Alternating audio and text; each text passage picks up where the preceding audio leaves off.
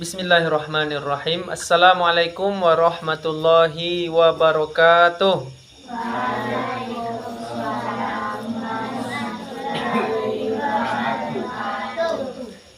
Baik, saudara-saudaraku yang dimuliakan Allah Subhanahu wa taala.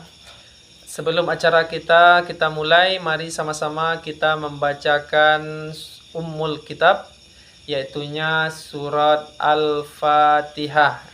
Semoga acara kita diberikan keberkahan oleh Allah Subhanahu wa taala. Al-Fatihah. A'udzu billahi minasy syaithanir rajim. Bismillahirrahmanirrahim. Alhamdulillahi rabbil alamin. Ar-Rahmanir Rahim. Maliki yaumiddin. Iyyaka na'budu wa iyyaka nasta'in. Ihdinas siratal mustaqim.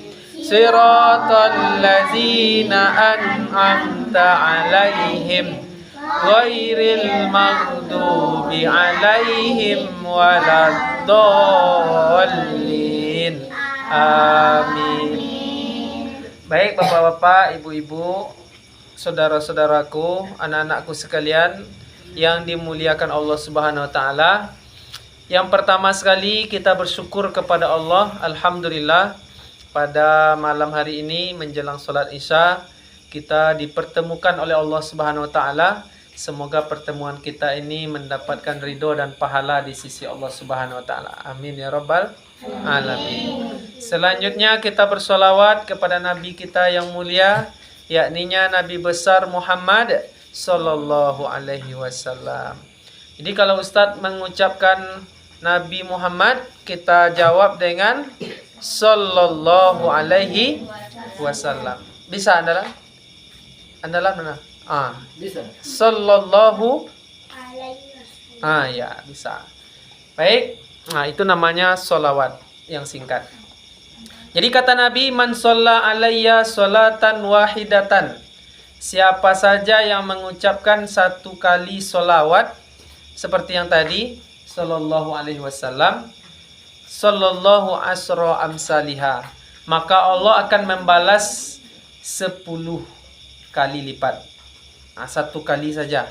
Jadi salah satu amalan nanti kalau kita udah bisa, nanti kalau udah hafal, yang bisa kita lakukan kapanpun, dimanapun, bahkan sambil manen sawit sekalipun, bisa sambil manen sawit, Allahumma sholli ala Muhammad, Allahumma sholli ala Muhammad, bisa kita kerjakan itu namanya zikir, sholawat.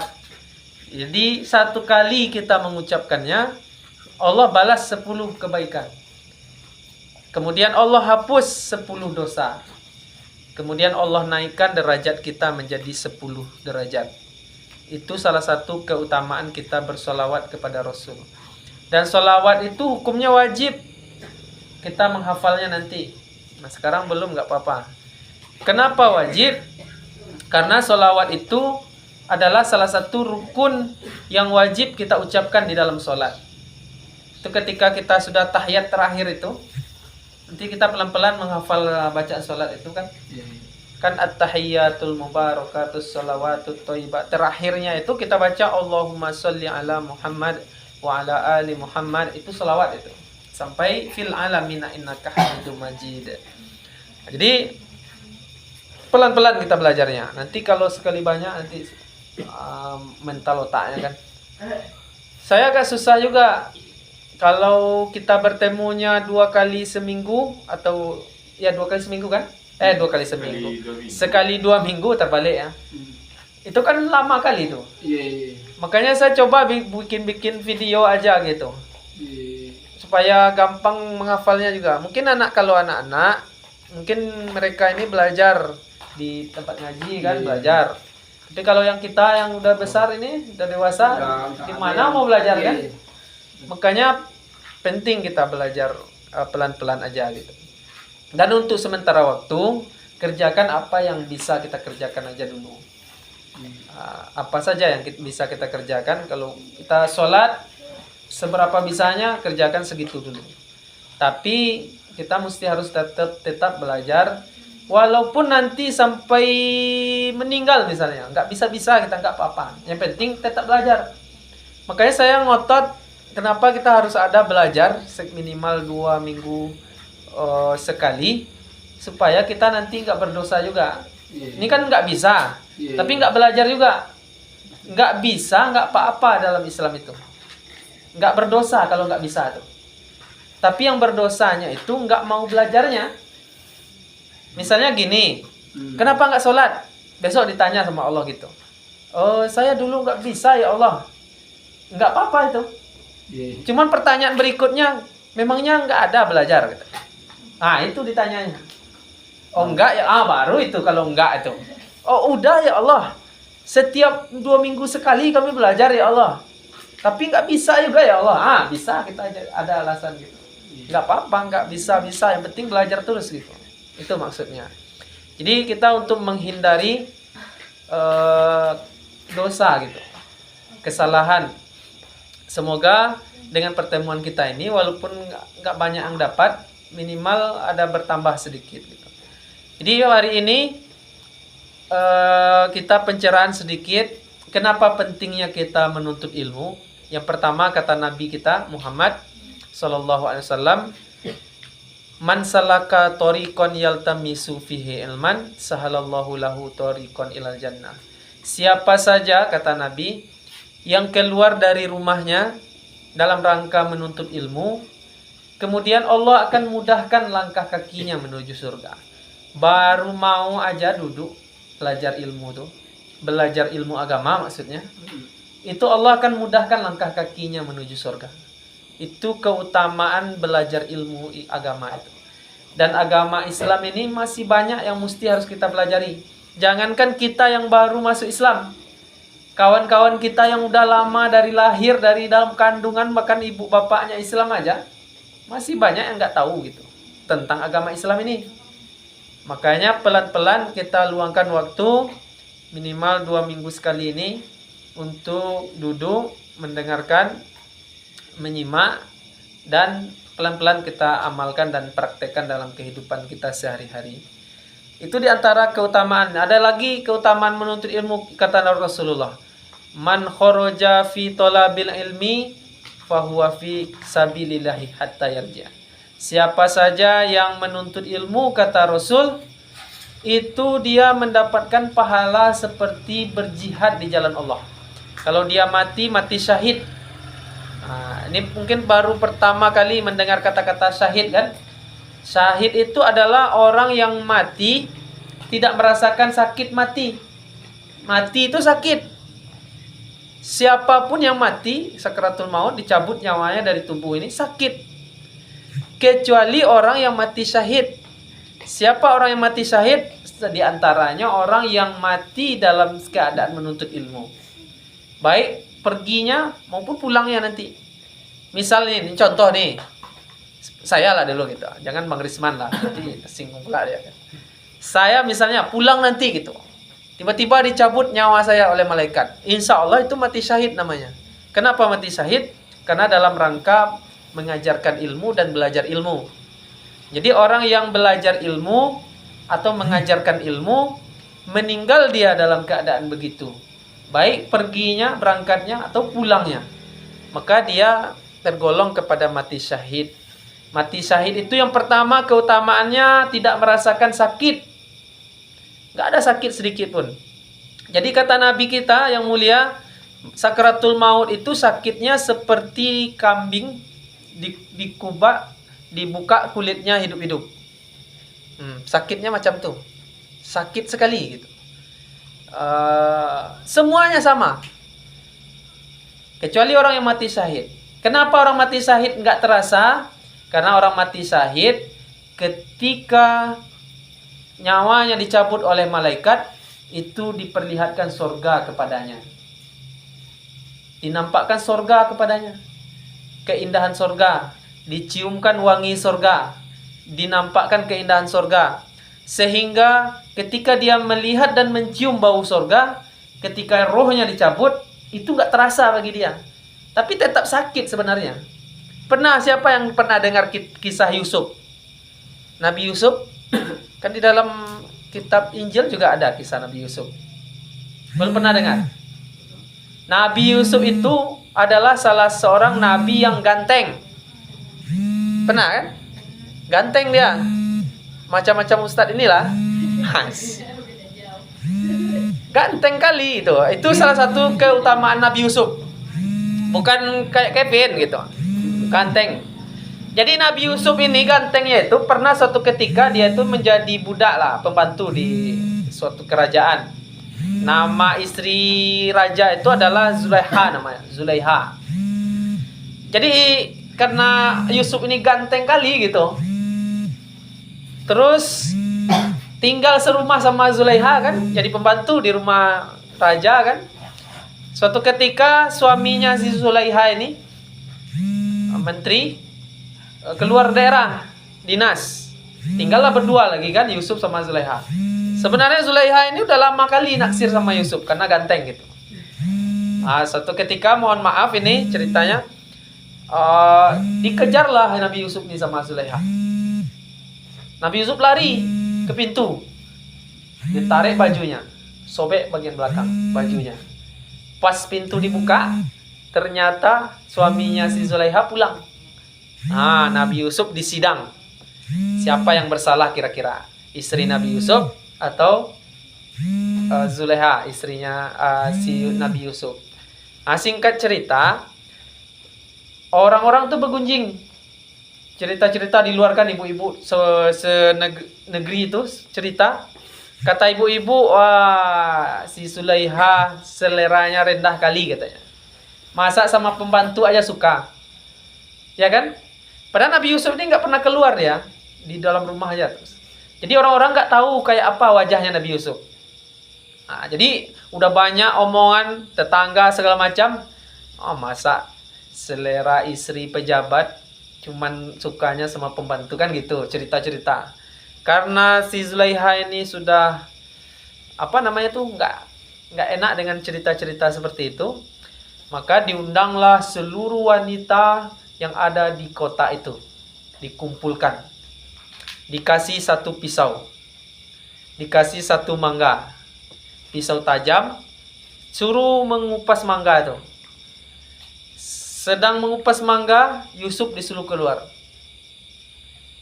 Pas sudah sampai di luar, seluruh ibu-ibu itu tidak terasa sudah memotong-motong jarinya. Saking tampannya Nabi Yusuf, nggak sadar dia nih lagi motong jarinya. Nggak terasa sakit. Kenapa nggak terasa? Karena saking gantengnya tuh Nabi Yusuf. Ada laki-laki yang macam tuh sini di sana. Nggak ada kan? Lihatnya ya muak kan? Apalagi apanya. Jadi itulah. Macam itu juga kita kalau dicabut nyawa kita oleh Allah Subhanahu wa taala, sakit. Tapi kita diperlihatkan sesuatu yang belum pernah nampak oleh mata kita, yaitu surga. Diciumkan wangi yang belum kita cium seumur dunia, yaitu wanginya surga. Ketika itu maka tidak terasa sakitnya, karena kita melihat sesuatu yang indah sekali, mencium sesuatu yang wangi sekali. Seperti cerita Nabi Yusuf itu tadi, ibu-ibu yang tidak terasa memotong jarinya ketika melihat ketampanan Nabi Yusuf. Jadi itu keutamaan mati syahid itu. Keutamaan kita datang menuntut ilmu itu salah satunya itu. Kita berharap mati kita dalam keadaan syahid. Amin ya rabbal alamin. Dalam menuntut ilmu lagi duduk-duduk macam ini, datang malaikat ya, langsung diambil nyawanya kan. Gak terasa itu. Dan banyak orang-orang yang meninggal ketika duduk mendengarkan. Di kampung saya ada berapa tahun yang lalu lah, sedang dengarkan ceramah, ibu-ibu tuh sedangkan dengarkan ceramah, tiba-tiba tidur aja dia, dipanggil sama temannya, rupanya udah meninggal dia, nggak tahu meninggalnya. Dan gak terasa sama dia, karena memang orang dalam menuntut ilmu itu dia mati syahid, gak terasa meninggalnya. Itu. Kemudian orang yang mati syahid itu tidak diazab di dalam kubur. Jadi kita dalam Islam ini ada azab kubur namanya barzah. alam barzakh, alam kubur. Nanti setelah kita meninggal, dimandikan, dikafani, disolatkan, dikuburkan. Dalam kubur kita hidup lagi. Hidup kita lagi. Tapi hidup kita beda dengan yang seperti ini. Kita bisa mendengar orang yang di luar, tapi orang di luar nggak bisa dengar kita. Nah, kita nggak butuh makan, nggak butuh minum, nggak butuh piti balanjo lah ya, nggak butuh pulsa. Yang kita butuh amal ketika hidup di dunia. Nah, dihidupkan lagi. Maka orang yang mati syahid, dia tidak ditanya, tidak disiksa dalam kubur, dan seterusnya, aman. Dia seperti tidur aja, tahu-tahu udah kiamat aja. Kemudian orang yang mati syahid itu nanti di padang mahsyar, dia tidak merasakan panas, karena di padang mahsyar itu matahari itu didekatkan hanya 1 mil, dekat sekali. Orang yang banyak dosa, banyak kesalahannya di dunia, maka dia akan tersiksa di situ. Lamanya berapa? 50.000 tahun lamanya. Maka orang mati syahid, dia tidak merasakan panasnya, teriknya matahari ketika di padang mahsyar. Kemudian ketika melintasi sirat, ada jembatan namanya, tajamnya seperti pedang, besarnya kalau rambut ini dibelah 7. Kecil apa besar rambut dibelah 7? Kecil lah. Kayak rambut kita ini aja kecil, satu rambut aja kecil. Ini dibelah menjadi 7. Besar itu besarnya. Di bawahnya api neraka. Maka orang yang beriman, beramal soleh, melintasi sirat itu seperti kilat menyambar aja. Luas jembatan bagi dia. Tapi bagi orang yang durhaka, banyak dosa, maka jembatan itu ya seperti pedang, kecil seperti rambut yang dibelah 7. Susah dia melintas. Baru melangkah ya, jatuh langsung ke dalam neraka. Maka orang yang mati syahid, salah satunya dia seperti kilat melintasi. Di seberangnya surga sudah menunggu. Maka dia masuk langsung ke dalam surga. Itu orang mati syahid. Semoga kita mati dalam keadaan syahid. Salah satu mati syahid itu adalah orang yang rajin dan istiqomah dalam belajar agama. Belajar apapun saja. Baik belajar ngaji seperti anak-anak berangkat. Makanya jangan malas-malas ngajinya. Kevin ngaji tak? Enggak. Prencis? Enggak? Hah? Udah berhenti? Yang Bang, udah berhenti? Oh enggak. Ngaji ya? Belajar ngaji. Itu kalau kita ngaji nanti mati syahid. Tidak ditanya, tidak ada ular dalam kuburnya nanti. Kalau orang banyak dosa, nanti salah satu azab kuburnya adalah datang ular yang panjangnya sebulan perjalanan besar. Nah, sebulan panjangnya kita berjalan dari ekornya sampai ke kepalanya. Sebulan kita belajar berjalan dari ekornya baru nyampe kepalanya. Saking panjangnya tuh ular. Nah, ngeri kan? Dalam kubur kita sendiri. Nah, tapi beda dengan orang yang rajin ngaji, rajin belajar. Insya Allah dia akan diselamatkan oleh Allah. Dia seperti di Raudatul Jannah, di taman-taman surga. Tempat yang belum pernah dilihat indahnya oleh matanya. Itu nanti. Ya, semangat ngajinya. Kemudian itu tentang menuntut ilmu, belajar. Semoga kita istiqomah dalam belajar agama Islam ini. Banyak hal yang harus kita pelajari. Tentu terutama yang pertama sekali yang harus kita pelajari, saya akan sampaikan 5 hal hukum-hukum di dalam Islam. Jadi hukum di dalam Islam ini terbagi menjadi 5. Yang pertama wajib namanya. Pernah dengar kata wajib? Pernah? Wajib. Pernah dengar kata wajib? Pernah ya? Wajib itu artinya adalah kalau kita kerjakan, kita dapat pahala. Kalau kita tinggalkan, kita dapat dosa. Itu wajib namanya. Ini kalau ada orang ngomong, oh itu wajib. Maka wajib itu kalau kita kerjakan, kita dapat pahala dari Allah. Dan masuk surga gitu. Tapi kalau kita tinggalkan, kita berdosa dan kalau tidak bertobat, masuk neraka kita. Nah, maka wajib ini adalah sesuatu yang harus kita kerjakan. Nah, nanti kita pelajari apa saja yang wajib di dalam Islam ini. Karena tidak semuanya wajib. Makanya yang wajib ini mesti harus kita tahu. Makanya kenapa kita harus belajar supaya kita tahu mana yang wajib, mana yang sunnah, mana yang haram, mana yang makruh. Ini wajib satu nih. Contohnya mana yang wajib nih? Contohnya kita melaksanakan sholat yang 5 waktu sehari semalam nih. Wajib. Tapi ada pertanyaan. Banyak tuh orang Islam aja nggak sholat dia katanya. Kan ada kan? Banyak ya? Banyak apa sedikit? Banyak ya? Banyak aja lah katanya. Udah lama dia Islam katanya. Kita nggak melihat orangnya. Berarti itu orangnya yang bermasalah, bukan ajarannya. Kalau Islam mengajarkan dan mewajibkan untuk sholat 5 kali sehari semalam. Lalu kenapa orang ini nggak sholat? Karena dia yang bermasalah gitu. Itu masalahnya. Jadi wajib contohnya itu. Itu aja dulu. Nanti ada bagi bapak itu mencari nafkah. Banyak sekali wajib itu. Jadi mencari nafkah itu hukumnya wajib. Bagi laki-laki yang sudah beristri, beranak. Kalau nggak nyari nafkah, dia nggak dicari. Nafkah itu makan, pakaian, tempat tinggal. Bukan rumah ya.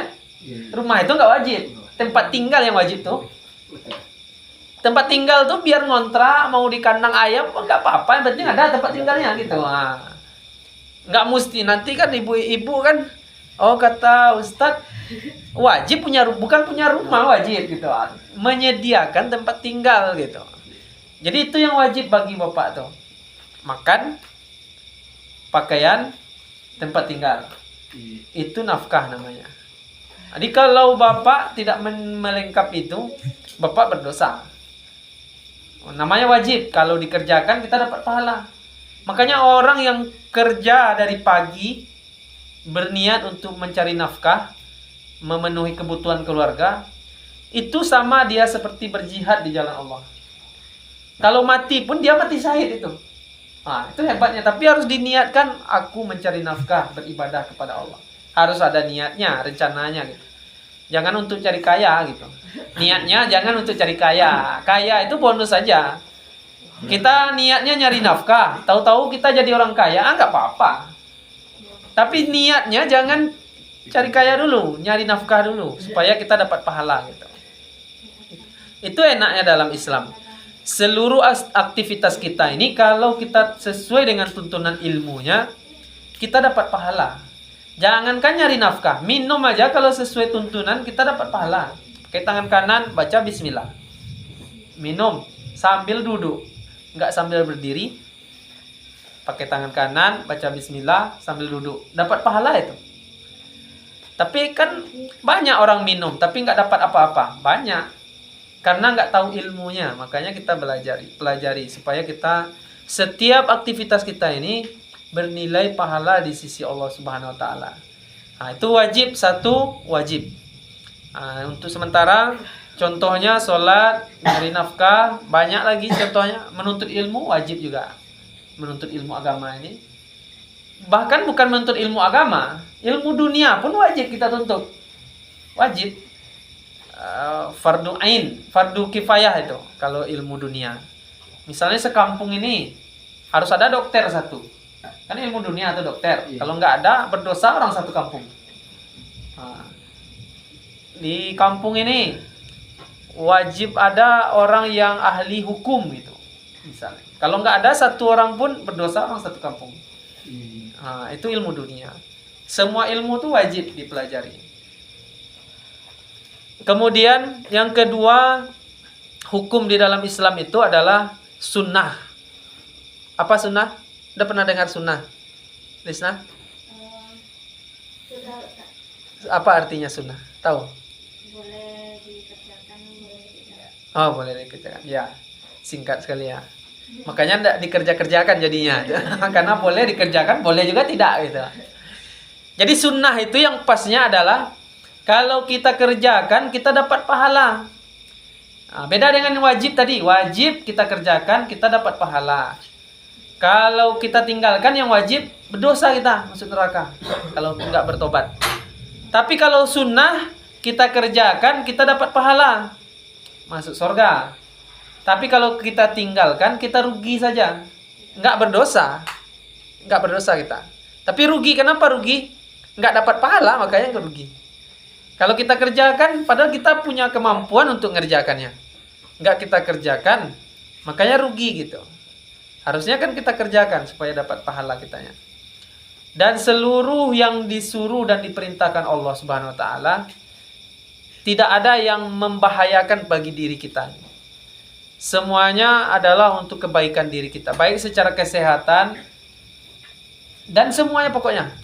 Dan ini udah diteliti oleh berbagai ahli. Semuanya ahli gitu. Apapun pokoknya, suruh kita makan pakai tangan kanan. Ternyata kalau kita makan pakai tangan kiri, udah diteliti di sini. Di tangan kiri ini ada enzim jahat. Itu kalau kita pakai tangan kiri ini, maka enzim itu bercampur dengan makanan. Maka kalau kita konsumsi, maka itu membahayakan bagi kesehatan kita. Sebenarnya kita orang Islam ini nggak perlu itu sebenarnya. Kita udah disuruh makan pakai tangan kanan, ya udah makan aja pakai tangan kanan gitu. Dan tangan ini, cobalah nanti nasi itu satu piring dikacau pakai tangan, tunggu agak 1 jam berair nasi itu. Mulai dia agak busuk kan, dikacau pakai tangan kanannya. Kemudian kalau dikacau pakai sendok, nggak apa-apa dia.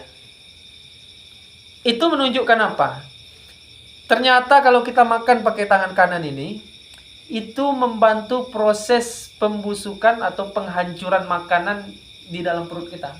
Jadi kerja lambung kita ini nggak berat jadinya. Karena setelah diambil, itu zat yang ada di tangan kita ini membantu menghancurkan makanan yang sudah kita makan. Makanya Islam ini mengajarkan makan itu pakai tangan kanan, pakai tangan kanan, supaya itu salah satunya. Dan itu diteliti gitu. Dan itu jadi fakta. Dan banyak sekali hal-hal yang memang diteliti. Seperti minum ini dengan sambil duduk aja. Itu kalau kita sambil berdiri, ada satu, apa katanya, kalau kita berdiri yang pertama usus kita itu posisinya agak lurus. Itu yang pertama. Sambil berdiri. Jadi kalau kita minum, airnya langsung nabrak ke lambung tuh bawah. Kalau berdiri. Tapi kalau kita duduk, dia bengkok-bengkok. Jadi kalau bengkok-bengkok, air kan santai dia. Mutar dulu dia kan. Itu salah satunya. Jadi nggak langsung ke lambung kita dia. Itu untuk kesehatan gitu. Sebenarnya kita nggak penting itu. Gitu. Ketika Rasul kita, agama kita, Islam ini menyuruh duduk, ya udah duduk aja kita. Enggak, itu hanya bonus saja nanti. Kalau tahu-tahu kita sehat aja gitu kan, bonus saja tuh. Itu diantara keutamaan. Nah, itu sunnah. Sunnah itu kalau kita kerjakan dapat pahala, kita tinggalkan kita rugi. Contohnya apa? Contohnya banyak sih sebenarnya sunnah itu. Contohnya sholat ke masjid gitu. Nah, itu sunnah hukumnya. Kecuali Jumat. Kalau Jumat wajib bagi laki-laki. Nah, misalnya terdengar orang azan kan, datang kita ke masjid, itu sunnah. Dapat pahala tambahan kita. Nah, walaupun sholat di rumah sah juga. Tapi dianjurkan ke masjid bagi laki-laki maupun perempuan. Kalau Jumat wajib. Berdosa kalau nggak sholat Jumat. Apalagi itu yang sunnah. Sholat sunat itu. Kan sholat kita 5 kali sehari semalam tuh. Subuh, zuhur, asyar, maghrib, isya. Di antara kalau sebelum subuh ada sholat dulu 2 rakaat kita tuh. Nah, itu sholat sunat namanya. Dikerjakan kita dapat pahala, ditinggalkan ya rugi aja kita. Orang ngerjakan kita enggak. Kita duduk aja melongo-melongo kan. Orang dapat pahala kita enggak gitu. Kan rugi kita. Atau sebelum zuhur ada juga 2 rakaat, ada yang 4 rakaat. Nah, itu sunnah juga. Dan seterusnya banyak lagi yang sunnah. Ada puasa juga, puasa Senin dan Kamis. 3 bulan, 3 hari di pertengahan bulan itu sunnah. Kalau kita kerjakan kita dapat pahala, ditinggalkan ya rugi saja, nggak dapat pahala kita. Kemudian yang ketiga, hukum di dalam Islam itu adalah haram. Nah, ini yang haram. Haram itu kebalikan dari wajib.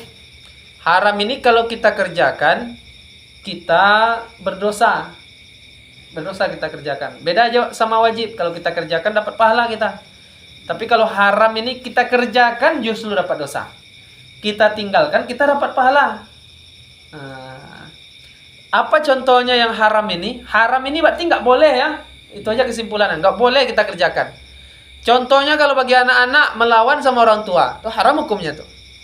Kalau kalian ini melawan sama bapaknya, sama emaknya, berdosa berarti. Masuk api neraka. Mau masuk api neraka? Misalnya Kevin dipanggil itu. Apa mak? Keras saja suaranya daripada bapak maknya. Itu durhaka tuh. Beneran. Makanya kalau kita dipanggil sama orang tua itu, ini Islam mengajarkan itu didatangi. Kita di belakang, ibunya manggil depan. Lisna, iya ma, akan ada kayak itu tuh. Pasnya itu didatangi, baru ditanya. Tidak boleh suara kita melebihi orang tua itu. Ah, ini suara aja, apalagi sampai kita bentak-bentak kan?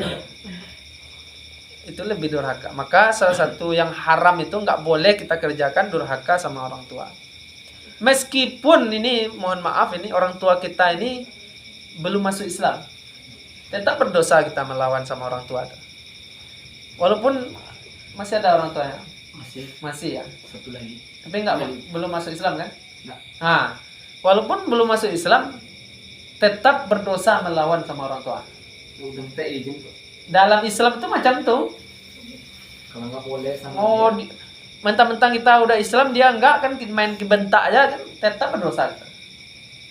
Dan salah satu dosa yang langsung Allah balas di dunia itu adalah durhaka sama orang tua. Langsung di dunia ini balasannya langsung tuh. Beda dengan dosa yang lain. Kalau meninggalkan sholat nanti aja di akhirat dosanya dibalas. Di dunianya belum tentu gitu. Tapi kalau durhaka itu kontan langsung di dunia, di akhirat juga besok ya dapat. Double dia dapatnya. 2 kali kena dia. Makanya durhaka sama orang tua ini jangan main-main gitu. Jangan disepelekan orang tua ini. Kalau masih ada orang tua kita, maka berbakti sama orang tua kita. Kalau masih hidup mereka itu. Minimal kita berkata yang sopan, yang baik sama mereka tuh. Tidak menyakitkan hatinya. Kalau kita tidak bisa menyenangkan hatinya, janganlah kita menyakiti hatinya. Kita belum bisa membahagiakannya, jangan menyakiti hatinya. Itu minimal gitu. Kalau bisa ya kita menyenangkan hatinya. Karena kenapa? Karena dosanya itu langsung Allah balas di dunia ini dan nanti juga dapat di akhirat. Itu haram. Kemudian ada lagi contoh yang haram, banyak sebenarnya, ini beberapa poin saja saya ambil. Mohon maaf ini kalau ada kita yang makan babi gitu. Itu dalam Islam hukumnya nggak boleh. Haram hukumnya. Ini kalau masih ada di antara kita misal contoh. Masih. Tapi babi udah susah juga cari sekarang. Saya kemarin itu baru sekali itu, udah lama kali nggak lihat babi itu.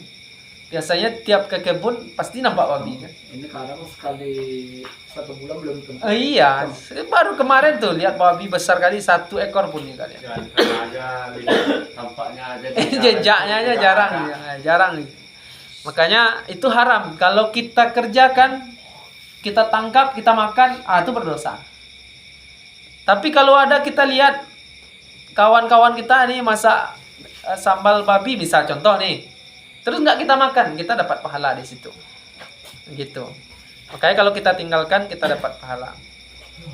Kemudian sedikit lagi, karena 5 kan, 3 udah. 1 wajib, sunnah, haram. Kemudian yang keempat, ini nggak terlalu apa sebenarnya, tapi penting juga. Makruh namanya. Makruh ini kalau kita kerjakan, kita rugi juga sih. Kalau kita tinggalkan, kita dapat pahala. Contohnya adalah apa ya? Apa makruh itu contohnya, Lisna? Tahu makruh? Nggak tahu? Tahu, nggak pernah dengar sekolah tapi lupa. Ya. Makruh itu adalah contohnya seperti kita makan jengkol kemudian berbau mulut kita gitu. Itu kalau kita makan jengkol nggak berbau nggak apa-apa sebenarnya. Yang menjadi masalah baunya ini. Maka makan jengkol itu makruh hukumnya. Kalau kita nggak makan, dapat pahala kita. Tapi kalau kita makan, nggak apa-apa juga. Iya, misalnya sambal jengkol, kita makan, nggak apa-apa. Tapi kalau kita nggak makan, dapat pahala gitu. Itu makruh namanya. Kebalikan daripada sunnah. Kemudian terakhir, termasuk merokok pun katanya kan ada yang mengatakan makruh, tapi bagusnya iya aja. Makruh katanya rokok gitu. Fatwa MUI-nya kan, Majelis Ulamanya. Jadi kalau kita tinggalkan dapat pahala. Jadi kalau ada Pak ini merokok kan, enggak, sekarang berhenti merokok kan dapat pahala berarti. Tapi kalau merokok ya nggak apa-apa juga gitu. Mampu saja, nyari duit susah kan. Udah susah nyari duit dibakar lagi kan. Kemudian yang terakhir mubah namanya hukum tuh. Mubah itu boleh,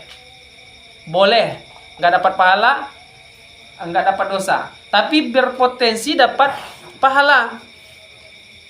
Mubah itu apa contohnya? Minum, mubah boleh aja, tapi berpotensi dapat pahala. Kenapa berpotensi? Karena kalau kita lakukan dengan cara Rasulullah kita dapat pahala. Mandi, mubah boleh. Tapi kalau kita lakukan dengan cara Rasulullah mandi, kita dapat pahala. Bisa jadi sunnah yang mubah itu. Nah, itu hukum yang harus kita perhatikan dalam Islam. Nanti seiring berjalan waktu, tentu kita belajar. Makanya ibu dan bapak sekalian, kalau tidak tahu hukumnya, tanya. Wah, ini kalau saya ngerjakan ini bagaimana hukumnya? Berdosa atau enggak? Saya ini kalau kami makan gimana? Kalau nggak tahu ditanya dulu. Jangan langsung kerjakan aja. Cari tahu dulu ilmunya baru kita kerjakan.